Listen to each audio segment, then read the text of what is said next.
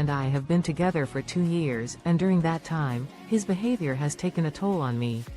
His outbursts of anger are a constant presence in our relationship, and I'm often made to feel like I'm not good enough for him. He has called me hurtful names, including terms that describe me in a derogatory manner, which has left me feeling down and hopeless. I tried to find the strength to end our relationship, but it was short-lived.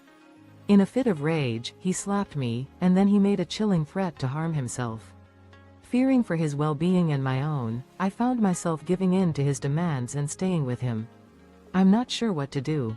As a 17-year-old, I'm in a difficult position, and it's hard for me to know how to navigate this situation. My partner is 18, and he's told me that if I reveal what's been happening, he'll resort to self-harm. His words have left me feeling torn, as I still care for him deeply.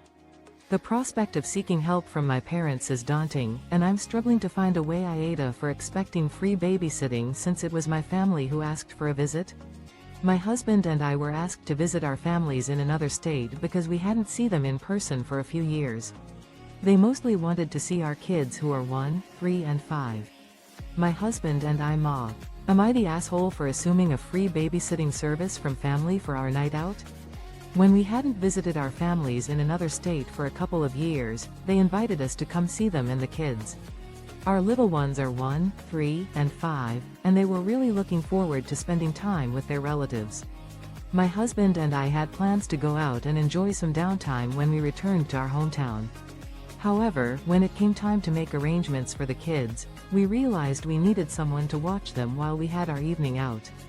I mentioned this to some of our friends and family, but some seemed puzzled by our request. I clarified that just as we were willing to make sacrifices for our loved ones to see the kids, we expected our family members to be willing to lend a hand and give us a break. Edit. I've seen some commenters suggesting that I should be grateful for our family's visit and that a night out is not a big deal. However, this visit was a big deal for us, and we were willing to make significant sacrifices to make it happen. We want to enjoy some quality time with each other and appreciate the help. Update. Some users pointed out that our oil was delivered to my house without my knowledge or consent, and the company is trying to charge me hundreds of dollars in late fees. Long story short, I recently moved into a house in Pennsylvania. An oil provider made a delivery to the house for the previous resident who had.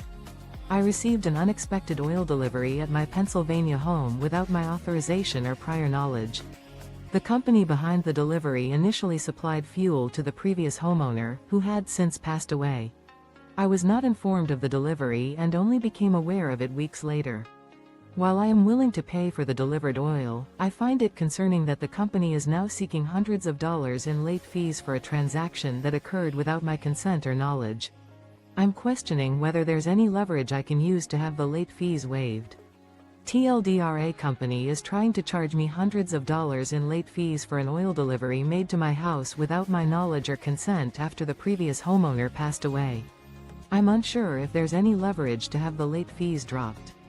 I broke up with my partner. Over our incompatibility. She wanted a break where she could sleep with other people. I couldn't handle that. Now I have this dull pain every day that I can't shake. Edit. Thank you so much for the support, guys. It's hard K. The weight of heartbreak settles in. A difficult decision has been made, one that was necessary due to the fundamental incompatibilities that had begun to take their toll. A request for a break, coupled with the desire to explore connections with others, was a bridge too far for me to cross. The aftermath leaves an enduring sense of emptiness that refuses to subside. Supportive words are a balm to the soul. It's not always easy to navigate the uncertainty that follows a break, especially when there's no family nearby to offer guidance and comfort. In these moments of vulnerability, the kindness of strangers can be a beacon of hope. For those who may be struggling, or simply looking for a distraction, I'd be happy to connect over a game. My Discord server, Salt0867, is open to anyone who'd like to join in on the fun and form new connections. TLDR. Moved on from a relationship due to incompatibility, seeking support and potential gaming partners in the community. The red-headed devil tried to change my contact info short, but I'm pissed. Today I went to pre-register for my birth here in a few weeks, and when they were confirming my information from my previous birth, they asked about my emergency contact. They said DH name, but then a malicious meddling is causing me considerable distress. I recently visited my local hospital to pre-register for my upcoming birth, and when they were verifying my details from a past birth, they inquired about my emergency contact. Initially, they mentioned my husband's name, but then listed my mother-in-law's phone number instead. Given that my husband has had the same phone number for over a decade, it's absurd that hers would be associated with his account. I'm not sure how or when she managed this, but rest assured that all my accounts are now password protected. Consequently, she will be kept in the dark about my labor, and I'm not pleased about it. A comment I found: engineers being engineers, my company warned the development team that they would be sending phishing emails. The emails showed up and every single engineer clicked on the email. Management was furious and had a meeting to figure out how the entire engineering. A lesson in engineering ingenuity. Our IT department had a clever plan to test our team's security awareness. They sent mock phishing emails, designed to look like legitimate messages, to gauge our response. To their surprise, every single member of the engineering staff fell for the trick and clicked on the email. A subsequent meeting with senior management was convened to discuss how the entire team had been so easily deceived. We explained our perspective, that as engineers, our curiosity and creativity are essential skills. We acknowledged the emails were indeed sent by our company, but we clicked on them to understand the phishing mechanism and see how the company's security system would respond. Our management team was left with a new challenge: finding a balance between educating us about security and allowing our natural curiosity to flourish. Apparently, clicking on phishing emails is a surefire way to catch the attention of senior management, and we're not complaining about the extra meetings. I gave my sister weed when she was 12 and she ended up on heroin. Okay, so I was only about 14 myself. And we both had some serious mental health issues. Weed and ecstasy seemed to help and took my mind off wanting to harm myself. So I figured when my sister started trying to When I was around 14, my family was dealing with some intense emotional struggles, and my 12-year-old sister was particularly vulnerable. I, myself, was grappling with mental health issues and had discovered that marijuana and ecstasy could provide a temporary escape from my pain. I mistakenly believed that these substances could be a harmless solution for my sister, hoping to alleviate her self-destructive tendencies. At the time, it seemed like introducing her to marijuana might redirect her focus away from harming herself. And for a short while, it did. However, she eventually became desensitized to its effects and began experimenting with other substances. By the age of 15, she was hooked on heroin. What's even more disturbing is that she started cultivating her own marijuana at the age of 13 or 14 to fuel her addiction. In hindsight, I realize now that I made a grave mistake by introducing her to these substances, despite my good intentions. Now, I'm left to grapple with the guilt of potentially contributing to her downward spiral. Edit: it seems my previous response was edited without permission. Update: the original poster has expressed concerns about the accuracy of the rewritten response. I will strive to maintain the integrity of the original narrative. TLDRA 14 I hate my boyfriend's haircut, loudly crying I love my boyfriend, 27. But he cuts his hair in the HTLER style, loudly crying weary. He even styles it kinda similar, and since his hair is black I can't help but see a massive resemblance. I've asked him politely to style it differently, and my boyfriend's haircut is a constant source of frustration. Although I adore my boyfriend, 27, his current hairstyle has been a major point of contention for me. He's chosen a haircut that bears an unsettling resemblance to a particular infamous figure, and his dark hair only exacerbates the issue. I've tried approaching him gently about changing his style, but he hasn't seemed to take my suggestions seriously. I understand that ultimately, the decision of how to style his hair rests with him, but I find it difficult to ignore the similarity. It's worth noting that my boyfriend has no connection to extremist ideologies and wouldn't intentionally emulate such a persona. I suspect he may not have been aware of the resemblance until I brought it to his attention, but unfortunately, he hasn't made any effort to alter his hairstyle. TLDR: my boyfriend has a haircut that's eerily similar to an infamous figure, and I'm struggling to accept it. Update: I've chosen not to elaborate on the matter further. Edit: TIFU by mistaking myself for my identical twin brother. This happened a few years ago, but I still haven't really forgiven myself. I'm an identical twin. My brother and I look very alike, and all my life we've both struggled with people always mixing us up.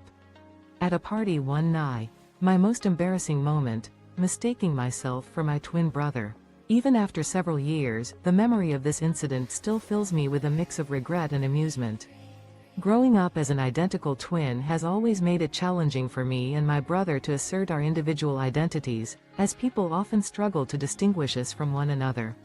On a particular night, I found myself at a social gathering, where the excessive consumption of alcohol left me severely impaired. The evening wore on, and eventually, I collapsed on the floor. Someone kindly placed a pillow under my head, allowing me to rest. The following morning, I awoke in a state of disorientation. As my eyes adjusted to the surroundings, I noticed my brother lying beside me. Assuming it was just another instance of people confusing us, I approached him with a friendly demeanor. "Hey, where are we?" I asked, expecting him to share my confusion. However, it soon became apparent that I was not speaking to my brother at all. I was in fact talking to my own reflection, which had been mirrored beside me. TLDR, a drunken night led to me mistaking myself for my identical twin brother, only to discover that I was actually talking to my own reflection. AITA for telling my girlfriend I'll keep honoring my best friend's dying wish even if it makes her uncomfortable? My late best friend and I knew each other since we were little. We were next-door neighbors and always played together. We even went to the same kindergarten, Prima.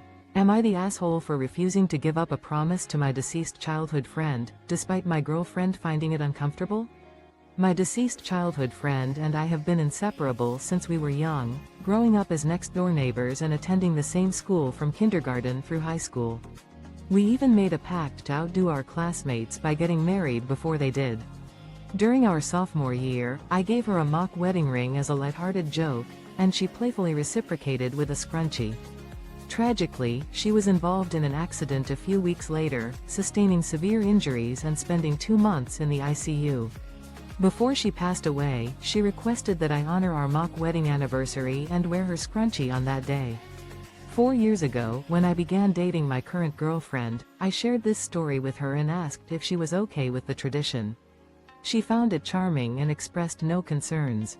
However, on the 10th anniversary of that mock wedding, my girlfriend expressed her desire to discontinue the tradition, deeming it pathetic that I continued to wear her scrunchie as a tribute. Her comments offended me, as she failed to grasp the significance of my friendship with my AITA for moving out and taking everything throwaway for obvious reasons. Update, in comments smiley face and cat tax as background. I, 30F, lived with a longtime friend, 30M. We lived together for 6 years and known each other for 20 years, close families. He was very accepting. Am I the asshole for abruptly vacating a shared residence and removing all my belongings? Discard for obvious reasons. Update, in comments smiley face and cat tax as background. I, 30F, lived with a longtime friend, 30M, for 6 years after our 20-year acquaintance turned into a close friendship. We welcomed my cat into the home, with I owning everything, including furniture and appliances, as I had a history of independent living. My friend adored my cat and would often spend hours with her, while I covered all the living expenses. However, my friend's life changed when he started dating his girlfriend, GF, 3.5 years in.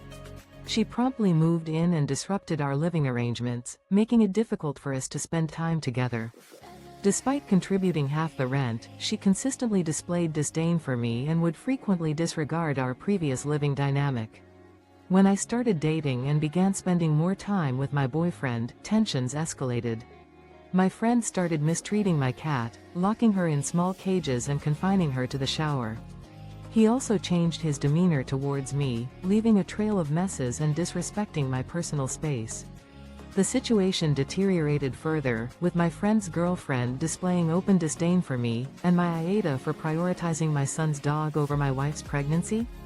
When my son, 14, was 8, we got a dog. He's half Great Dane and half some dog my friend's dog met during an unauthorized absence.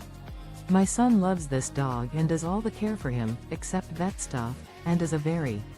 Am I a jerk for putting the well-being of my son's dog above my wife's pregnancy concerns?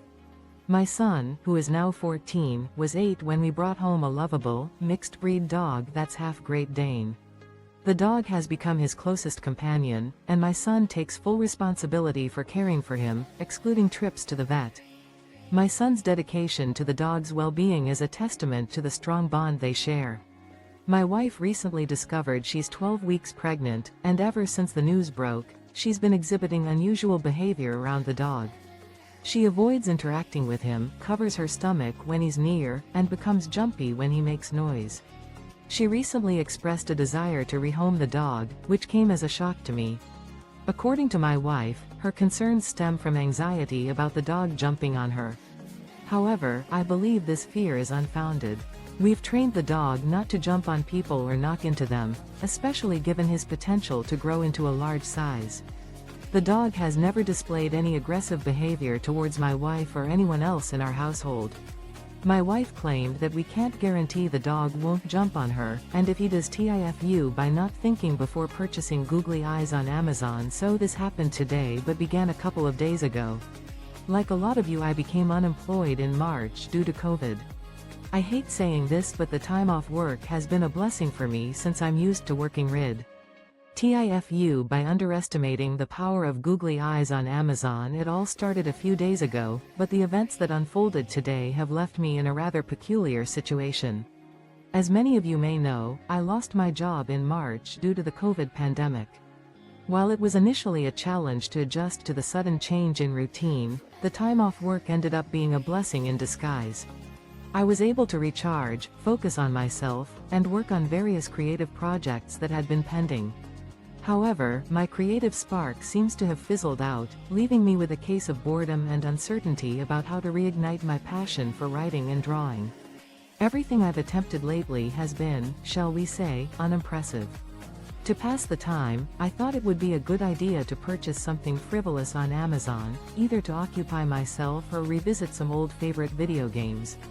I could have bought a Hot Wheels set, but it was a bit pricey.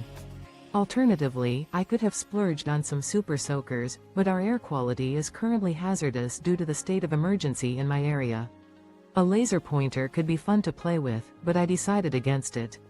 Then, I stumbled TIFU by sending a massive dildo and butt plug meme to my entire office along with my timesheets. This was just a little less than a year ago, and I still get made fun of for it almost daily. I'm a security guard, been one for a few years. Last February I left one company and the TIFU moment I'm still recovering from, accidentally sending a raunchy meme to my entire office with my timesheets. It's been almost a year since this incident occurred, and I'm still being teased about it almost daily. As a security guard, I've been in the profession for a few years. Last February, I transferred to a new company, where I currently work, and this mishap happened. I was assigned to guard a bank ATM and had just started my new job. I suddenly remembered that I needed to submit my timesheets before the deadline. I quickly took a few photos of them and attached them to an email. Meanwhile, a friend had sent me a meme dump, which included a few humorous images. I got sidetracked and started scrolling through them, chuckling quietly. In my haste, I accidentally attached one of the memes to the email with my timesheets. The subject line read, "Happy Friday guys. Be safe," which seemed harmless at the time. When I sent the email, I thought everything was fine, but my supervisor soon called me, informing me to double-check my email before sending it. That's when I realized my mistake. I had accidentally attached a raunchy meme of a gigantic dildo and customer hits no, cancels transaction. I leave to clock out. Recently quit my job at a convenience store. My 2 weeks were in, and it was my last day, minutes before the end of my shift. I notice a long line and jump on register to help. 2 customers come to the register toge. A customer's transaction is cancelled, and I decide to clock out early. It's my final day working at a convenience store. With my 2 weeks of notice behind me, I've made it to the end of my shift, just minutes ahead of time. I notice a long line at the register and take over to help. 2 customers approach the register together, and one asks for a pack of cigars. Our store policy, as well as state law, demands that I verify the age of both customers. I turn to retrieve the cigars after politely asking for identification from each customer, but one of them abruptly leaves the store. In this situation, I must see identification from both customers before I can finalize the transaction, no matter which one chooses to leave. I explain this to the remaining customer, but he becomes agitated. Fortunately, my manager is working on the adjacent register and I mention the situation to them. It's now 10:02, my shift is scheduled to end at 10, and we're allowed to stay on the clock during peak periods. The customer insists he doesn't know the other man, despite their apparent connection. Feeling frustrated but wanting to conclude the interaction, I tell the customer to proceed with the transaction.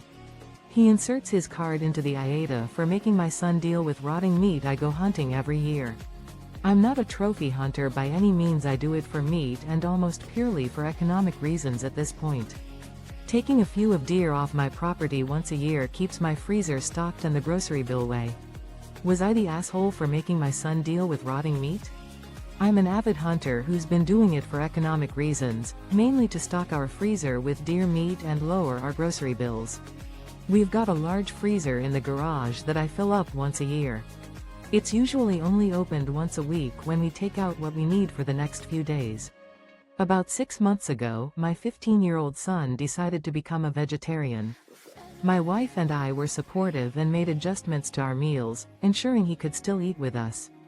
We made meatless meals twice a week and kept meat separate on other nights, which worked out fine.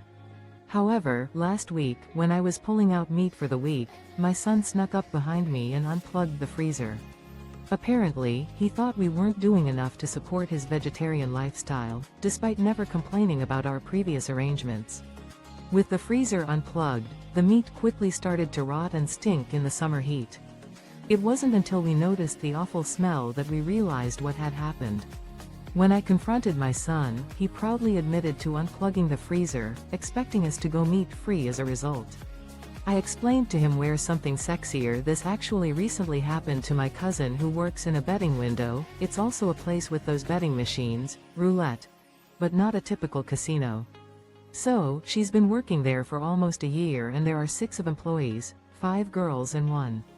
Dressed to impress. This rather bizarre incident recently occurred with my cousin, who works at a betting window.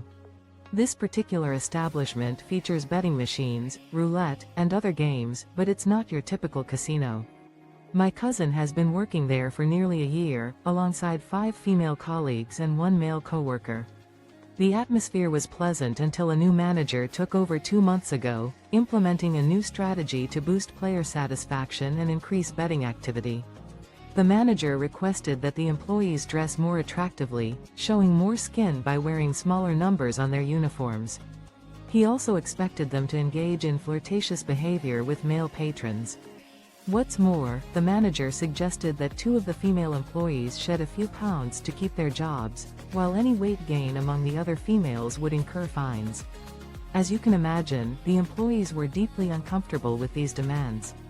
Despite the objections, the employees eventually conformed to the new dress code, with even the male coworker participating by wearing extremely short shorts and a tight, revealing shirt. He even attempted to flirt with the patrons, a sight that left everyone in stitches. However, the manager was enraged when he saw the male employees' new attire, and he had a heated confrontation with the staff at the end of AITA for refusing to dye my daughter's hair because her school complained. My daughter, 15F, dyed her hair dark reddish-brown for her birthday. I didn't let her dye her hair in middle school but said she could in high school. The school has a dress code for hair that just spe. Am I the a-hole for refusing to comply with my daughter's school's request to dye her hair back to its original black color? My 15-year-old daughter decided to dye her hair a dark reddish-brown color for her birthday. I had allowed her to do so in high school, as long as it was not a drastic change. The school's dress code for hair specified natural hair colors only, which I assumed meant colors such as brown, blonde, red, and black. Her natural hair color is indeed black, and the hairdresser assured me that the bleaching process had not caused significant damage. However, one of her teachers had been complaining about her hair color during parent-teacher conferences since last October, stating that it did not meet the dress code. I countered by pointing out that many of her classmates had blonde hair or highlights, despite being natural brunettes. The teacher insisted that her hair was not her natural color, implying that it was somehow inferior due to her Asian heritage. I expressed my concerns to the principal, but he sided with the teacher, claiming that it was against the dress code.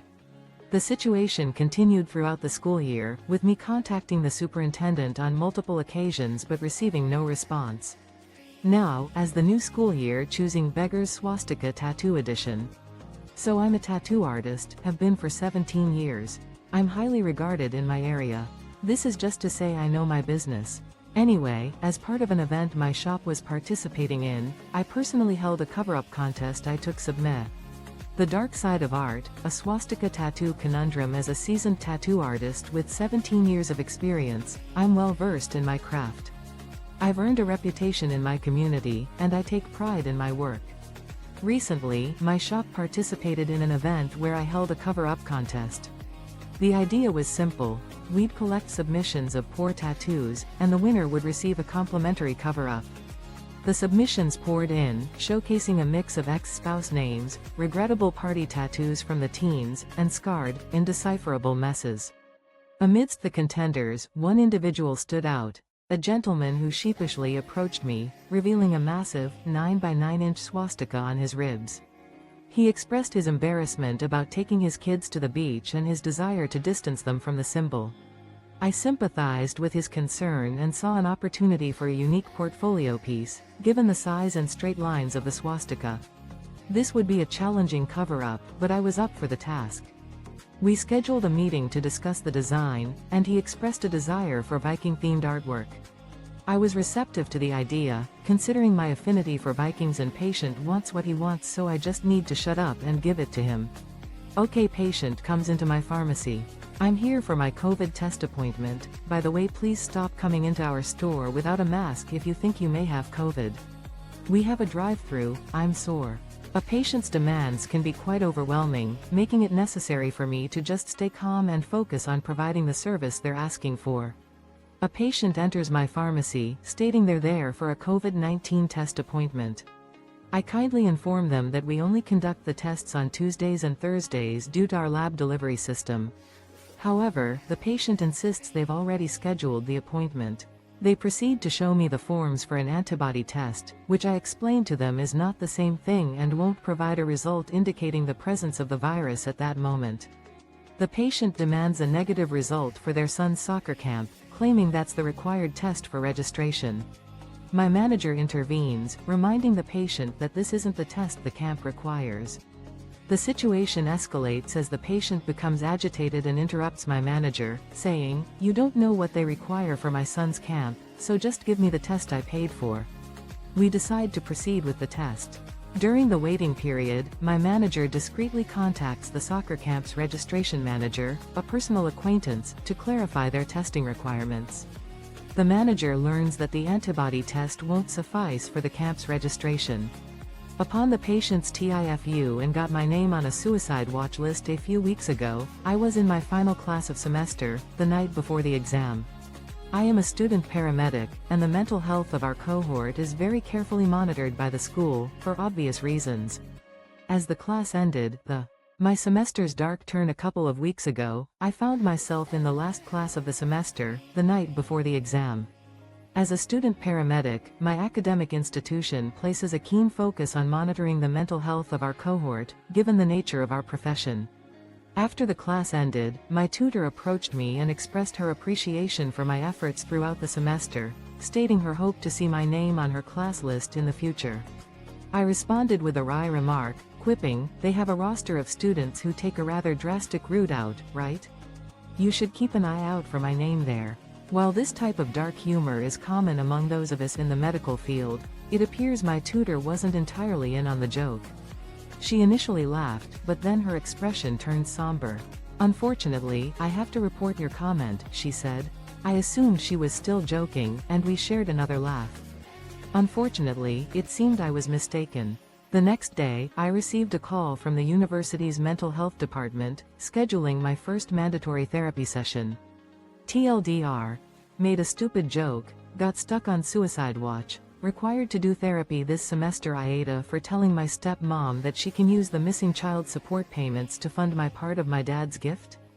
Sorry for the wordy title. My 18M dad left my mom when I was 6. not because of my stepmom. 4 years ago he met and married my AITA, she had 3 kids from A.